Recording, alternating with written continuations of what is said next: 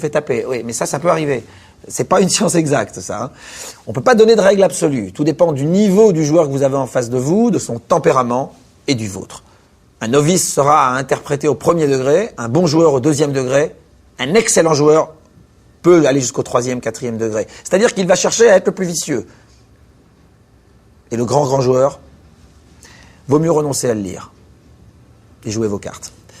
Quant à vous, eh bien, faut que vous fassiez attention à vos gestes, à vos mimiques, à vos paroles. Si vous ne voulez pas que vos adversaires lisent en vous comme à livre ouvert, le mieux est de rester impassible en toutes circonstances. Si vous y arrivez, chapeau. Vous m'avez beaucoup posé la question.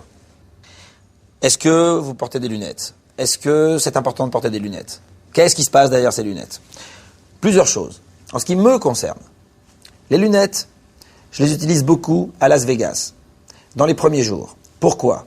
Parce que nous sommes en décalage horaire, que je suis très fatigué à la table, et que souvent je peux dormir, et que les joueurs pensent que je suis très concentré. Sinon, pour se protéger des lumières qui font mal, ça ce sont des raisons techniques. La vraie raison, c'est qu'avec les lunettes, il est en effet plus difficile de vous lire. Mais surtout, il est plus difficile de voir ce que vous êtes en train de lire. Parce que là, quand je mets les lunettes, où est-ce que je regarde?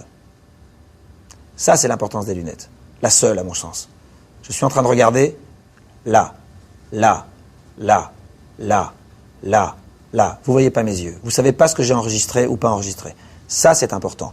Sur la lecture, est-ce qu'il y a une grande différence entre ça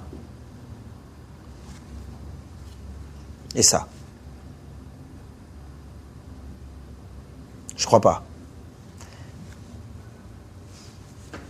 Puis c'est un peu tendance, ça fait classe.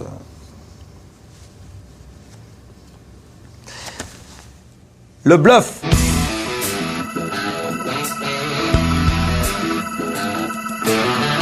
Vous devez vous demander pourquoi j'ai attendu si longtemps dans ce DVD pour vous parler du bluff. Car s'il y a bien un mot synonyme de poker pour tout le monde, employé à tout bout de champ, même par ceux qui n'ont jamais joué, c'est celui-là. Et bien tout simplement parce qu'avant d'en parler vraiment, il fallait que vous connaissiez bien la technique du jeu. Parce que le bluff fait appel à toutes les notions que nous avons vues ensemble. La technique, la stratégie, la psychologie. Quand je dis psychologie, c'est la vôtre et celle des autres. L'image que vous vous faites d'eux est celle qu'ils se font de vous. Donc pour bluffer, il faut donc commencer par bien connaître ses gammes. Et puis il faut d'autres qualités, comme l'instinct et le courage. Et il faut savoir que toutes les positions, toutes les configurations techniques ne se prêtent pas au bluff. Surtout quand vous jouez contre des bons joueurs. Mon conseil est qu'à vos débuts, il vaut mieux ne bluffer que très rarement. Peut-être une fois, 2 fois maximum dans la partie. Cela ne vous empêchera pas de gagner, bien au contraire. D'ailleurs, même les champions ne bluffent pas sur chaque coup, heureusement. C'est essentiellement la pratique du poker, l'expérience, la connaissance du jeu et des joueurs qui vous apprendront quand et comment bluffer. Donc je suis désolé, mais il est impossible pour moi de vous donner une recette toute faite pour le bluff. Ce serait justement un bluff. Une des choses qui me paraît très importante, c'est que le bluff doit être utile. L'idéal est de bluffer sur la 4e carte, rarement sur la 5e, pour 2 raisons. La 4e carte, en espérant toujours une amélioration. Vous engagez tout votre tapis, vous êtes payé, mais vous avez quand même dans les mains une possibilité d'améliorer votre jeu, au cas où vous seriez payé. À la 5e carte, il n'y a plus d'amélioration. Et les bluffs de 5e carte sont des bluffs très dangereux. Pourquoi? Parce que souvent, le joueur qui a analysé le coup peut considérer que vous avez une main déjà faite. Si vous avez cette main déjà faite, vous n'avez aucune raison de bluffer. Les 2 seules raisons que vous avez de bluffer sur une dernière carte, c'est soit vous avez le jeu max, soit vous n'avez rien du tout. Les très bons joueurs vont très vite analyser selon la configuration du coup si vous avez une main faite ou pas. Si vous n'avez rien dans votre main, ils vont savoir que vous avez tenté le tout pour gagner le coup. Et vous serez payé. Le bon joueur a enregistré tout le déroulement de la main. Depuis les cartes avant le flop, le turn, il a tout enregistré. Il a fait un portrait robot de votre main. Donc vous allez difficilement lui faire croire quelque chose d'autre. Et la seule question qu'un bon joueur se pose quand on lui fait tapis, c'est est-ce qu'en face de moi j'ai un jeu max ou est-ce que j'ai rien? C'est ça qui est très important. Un débutant, c'est très différent. A priori, je vous conseillerais de ne jamais bluffer un débutant. Parce qu'il n'a pas les codes, parce qu'il ne répond pas aux critères que vous vous êtes fixés, donc il peut vous payer avec n'importe quoi. Vous pouvez envoyer votre tapis. La configuration pourrait faire penser à un grand joueur que vous avez une énorme main. Le débutant, lui, se contentera de regarder sa main, de voir qu'il a peut-être une paire, et que cette paire lui paraît suffisante, il va vous payer.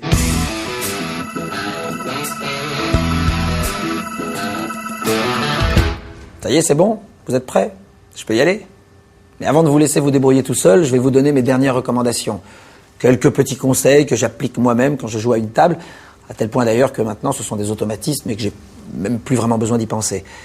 Donc vous aussi, gardez en tête cette petite checklist et avec ça, croyez-moi, vous serez déjà très bien armé pour jouer et gagner au poker. Voici donc mes 10 derniers conseils avant que vous ne vous lanciez à la table de poker. 1. Ne jouez pas au hasard. La première chose à faire après avoir appris les règles et s'être familiarisé avec le jeu lui-même, c'est d'étudier la technique. Cela ne s'invente pas et vous en apprendrez tous les jours. Pour cela, il y a Poker Coach bien sûr, mais il y a surtout la pratique. Vous jouez, vous perdrez.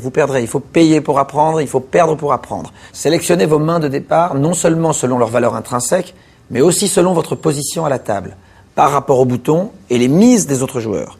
Respectez une certaine discipline. N'oubliez pas que le poker n'est pas seulement un jeu de hasard. 2. Observez autour de vous.